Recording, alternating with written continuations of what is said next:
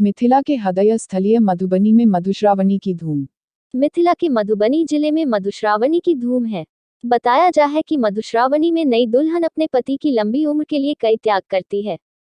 यह मिथिलांचल के लोक पर्व में सुहाग का अनोखा पर्व मधुश्रावणी व्रत श्रावण मास के कृष्ण पक्ष की पंचमी तिथि सोमवार से शुरू हुआ है।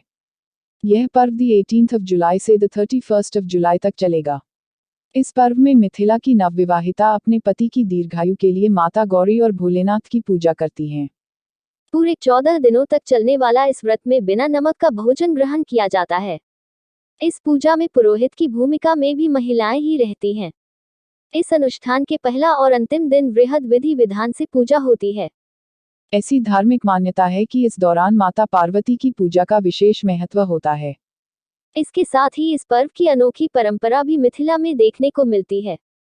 नवविवाहिता जो पहले सावन में पति के लिए व्रत रखती हैं, वे उनकी अग्नि परीक्षा भी लेती हैं। मिथिलांचल की ये अनोखी परंपरा प्यार का पता लगाने के लिए की जाती है।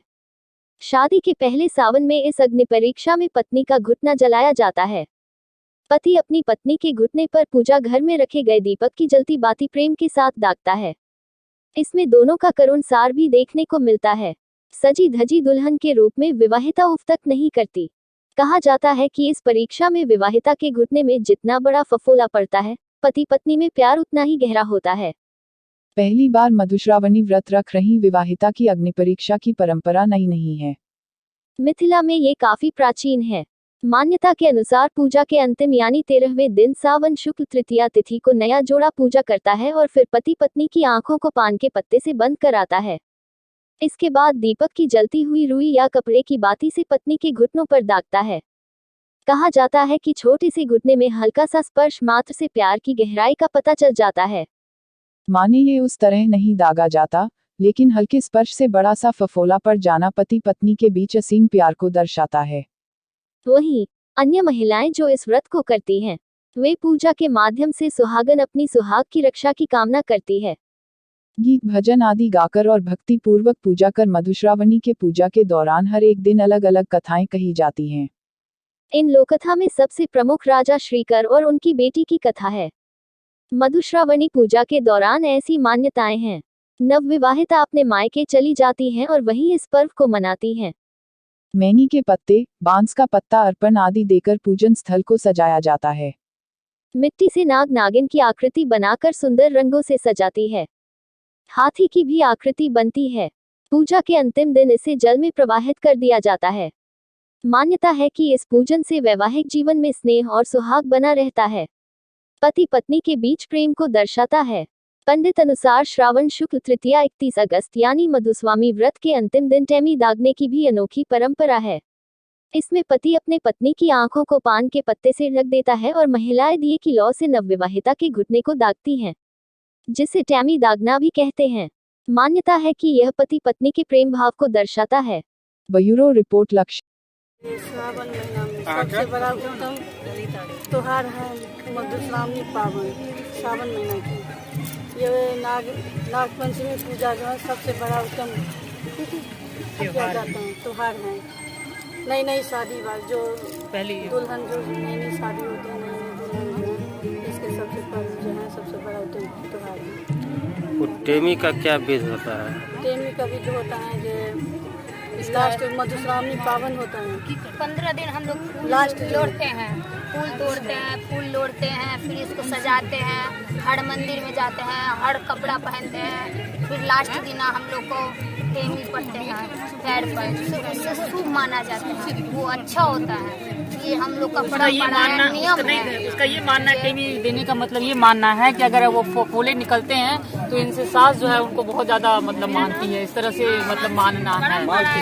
कितने दिनों का पर्व होता है? ये 15 दिन का त्योहार है। 18 जुलाई से लेकर 31 जुलाई तक है। सारा विधि विधान का सामान ससुराल से आता है और उसी चीज को पहन के करना पड़ता है। वही का वो अनाज आता है जो इसको खाना पड़ता है 15 दिन। वो सब कुछ जो है वहीं से ससुराल से ही आता है। वो जो भी विधि विधान का है मतलब सांप वगैरह जो भी कुछ बन के आता है वो सब ससुराल से ही बन के आता है। और वो जो है यहाँ पे जो है गोबर घर में सब सजाया जाता है और मैना पत्ता होता है, केला का पत्ता है, उस पे जो है वो 5 रंग का मतलब बनाया जाता है ये सिंदूर से, पिठार से, मेहंदी से, चंदन से, तो इस तरह का जो है 5 रंग सिंदूर से 5 रंग का जो है मतलब से बनाया जाता है नाग नागिन। और इसको 15 दिन जो है वो सब कुछ बनाना पड़ता है उसपे, और गौरी की पूजन होता है, 60 का पूजा होता है, सब कुछ करके और उसके बाद जो है फिर गीत गाया जाता है।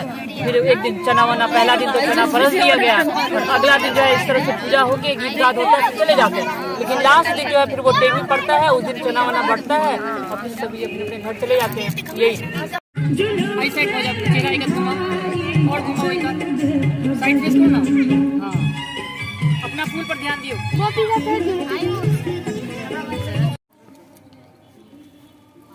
थोड़ा हल्का पीछे हो जाए, हल्का सा थोड़ा सा पीछे चल जाओ। डलिया इनको आगे अपना आगे रखिए।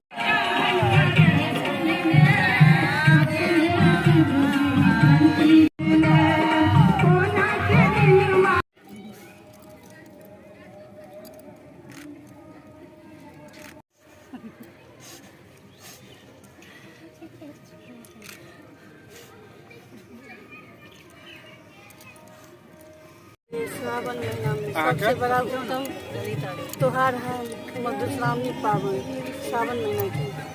ये नाग पंचमी पूजा जो है सबसे बड़ा उत्तम किया जाता है त्योहार है।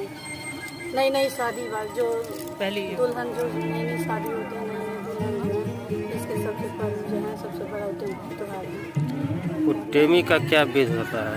टेमी का भी जो होता है जो लास्ट मधुश्रावणी पावन होता है। 15 दिन हम लोग लास्ट लोड़ते हैं, फूल तोड़ते हैं, फूल लोड़ते हैं, फिर इसको सजाते हैं, हर मंदिर में जाते हैं, हर कपड़ा पहनते हैं, फिर लास्ट दिन हम लोग को टेमी पड़ते हैं पैर पर, उससे शुभ माना जाता है, वो अच्छा होता है। ये हम लोग का उसका ये मानना, उसका ये मानना टेमी देने का मतलब ये मानना है कि अगर वो फोले निकलते हैं तो इनसे सास जो है उनको बहुत ज्यादा मतलब मानती है, इस तरह से मतलब मानना है।